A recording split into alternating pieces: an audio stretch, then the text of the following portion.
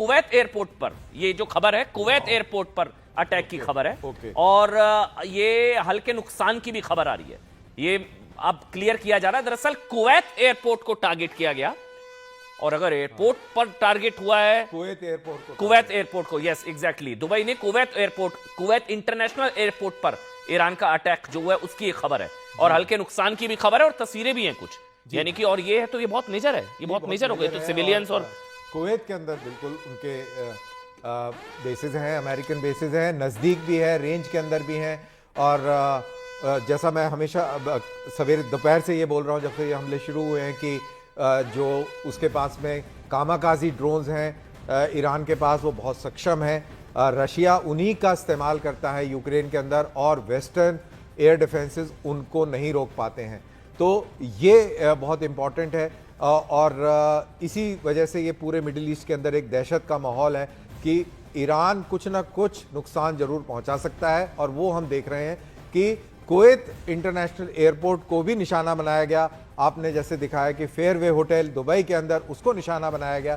तो ये जो इलाके हैं इनको निशाना बनाया जा रहा है। इजराइल के ऊपर हमला हुआ है, रियाद के ऊपर हमला हुआ है, जॉर्डन के ऊपर हमला हुआ है। तो ये सारी चीज़ें जो हैं ये पूरे मिडिल ईस्ट को एक बहुत बड़े बहरान की ओर धकेलती नज़र आ रही हैं। लेकिन एट द सेम टाइम इस चीज़ को मैं फिर अंडरलाइन करूँगा कि अभी लीडरशिप क्लैरिटी नहीं है ईरान के अंदर, और ये किस वजह से ये इस तरीके के सुसाइडल मिशंस ईरान कर रहा है ये समझ में नहीं आ रहा।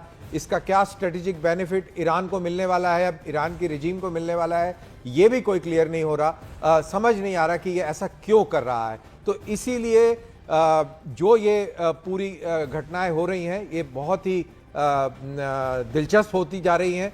और अमेरिकन और इजराइल अभी कोई इस तरीके की प्रतिक्रिया नहीं दे रहे हैं। एक खबर ये जरूर आ रही है कि, लेकिन ये ना कि अगर दुबई और अबू धाबी सेफ नहीं है तो दुनिया में कौन सा देश और एक खबर और भी आ रही है कि ब्रिटिश प्राइम मिनिस्टर ने शायद ये कहीं कहा है कि उनके जेट्स जो है वो डिफेंसिव पोस्चर में अपने एलाइज और एसेट्स एसेट्स की सुरक्षा में लगे हुए। Robinder Sachdev, Dubai, Abu Dhabi, Kuwait, Bahrain, UAE, Jordan, Israel, लेकिन मेरे को तो हैरानगी सबसे ज्यादा दुबई और अबू धाबी की है। मतलब वो अगर सेफ नहीं, वहां पर अटैक्स की खबर है, तो कुवैत एयरपोर्ट, तो इससे ज्यादा डेंजरस ये तो चीजें और एस्केलेट होंगी, टेंशन और बढ़ेगी अब, क्योंकि ये इजराइल यूएस वर्सेस अब ईरान से ज्यादा ये तो मिडल ईस्ट और जो सुन्नी देश हैं वो शिया, यानी कि वो ईरान के खिलाफ है।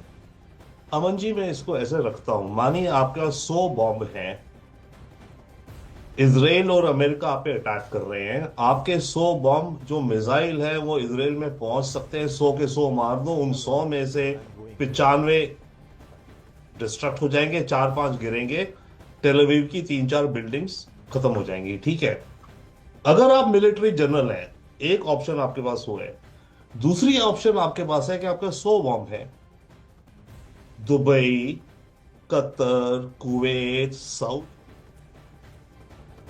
आपको कुछ देख ले, यहाँ पर रोकना पड़ेगा। एक बड़ी खबर इस वक्त आ रही है, देखिए कुछ देर में सुरक्षा परिषद की एक बैठक भी यहाँ पर हो सकती है। लगातार जिस तरीके के हालात बने हुए, सुरक्षा एक बहुत बड़ा मुद्दा बन चुका है, और यूएनएससी की बैठक यहाँ पर होगी कुछ ही देर में। यूएनएससी सुरक्षा परिषद की बैठक यहाँ पर हो सकती है। यूनाइटेड नेशंस के तमाम देश आपस में बातचीत कर सकते हैं, और जिस तरीके से अब युद्ध मुहाने पर पहुंच चुका है, कैसे मोड़ पर आ चुका है जहां पर और देश भी इसके बाद इन्वॉल्व हो सकते हैं, उसको लेकर अब कई सारे कयास यहाँ पर देखे लगाए जा रहे हैं। और लगातार हम ये सुबह से पूरी अपडेट आप तक यहाँ पहुंचा रहे हैं किस तरीके से इजराइल और अमेरिका पहले ईरान पर हमला करते हैं, और उस तरीके के जवाब की उम्मीद देखिए ईरान से पहले की नहीं जाती, लेकिन जब ईरान अपना जवाब यहां पर देता है उसके बाद हर कोई यहां पर सन्ने है। और अब तमाम जो देश है, जो गल्फ कंट्रीज है, जो वेस्टर्न कंट्रीज है, जो नेटो देश है, वो इसी बात की आशंका यहां पर लगा रहे हैं कि आगे क्या होगा, क्या और देश इसमें आगे यहां पर आ सकते हैं, और अगर वो आगे आते हैं तो देखिए बहुत बड़ा नुकसान यहां पर हो सकता है। और ईरान जिस तरीके का गुस्से में इस वक्त है, जो नाराजगी उसकी है, वो लगातार और देशों को भी अपनी चपेट में ले सकती है। और देखिए ईरान यहां पर छोड़ेगा तो बिल्कुल नहीं। आपने